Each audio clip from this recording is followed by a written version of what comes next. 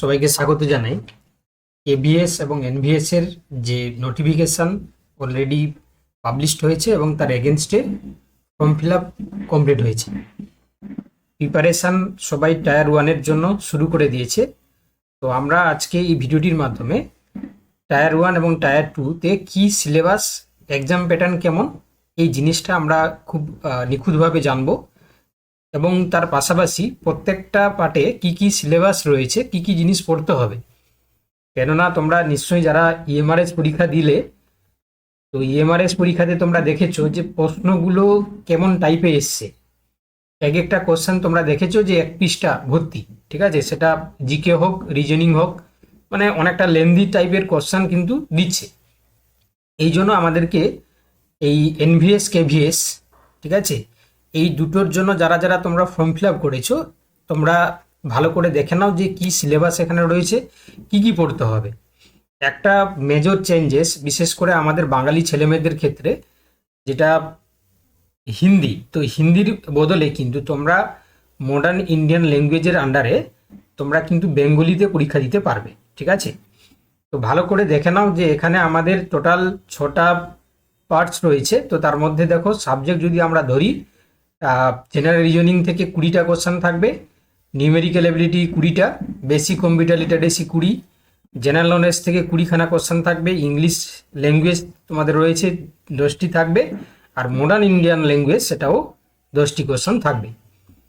এবার ভালো করে তোমরা দেখো যে এই যে প্রত্যেকটা প্রশ্নের জন্য 3 নাম্বার করে রয়েছে, অর্থাৎ যারা 20টা কোশ্চেন থাকলে সেখানে কিন্তু 3 নাম্বার করে, টোটাল 60 নাম্বার। এই নিয়ে টোটাল আমাদের 100টি কোশ্চেনের এগেনস্টে 300 নাম্বার কিন্তু থাকছে।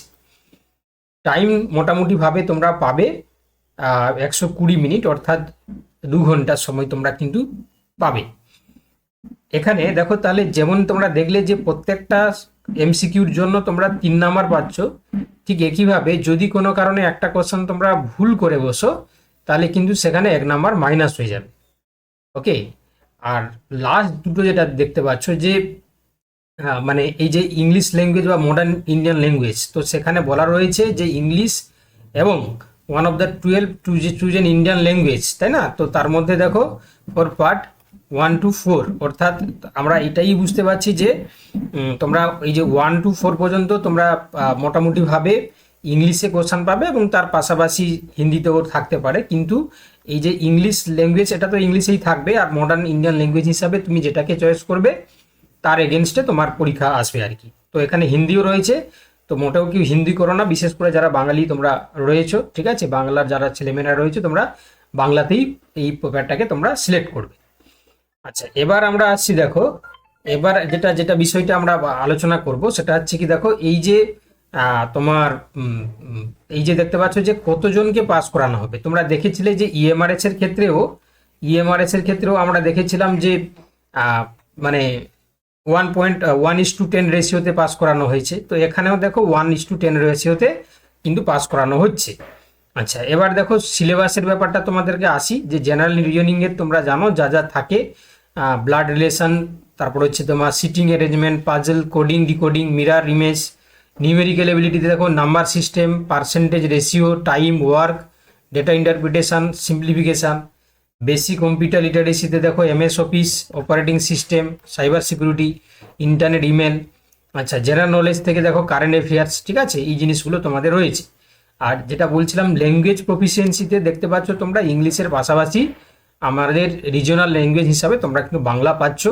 এবারে যারা তোমরা 1.1:10 রেশিওতে যারা পাস করবে, ঠিক আছে, তাদের মধ্যে তাদেরকে টায়ার 2 পরীক্ষা দিতে হবে। এটা সাবজেক্ট ওয়াইজ তোমরা পরীক্ষা দেবে এবং এখানেও মানে একটা বিস্তর পার্থক্য দেখা যাচ্ছে আগের পরীক্ষার তুলনায়।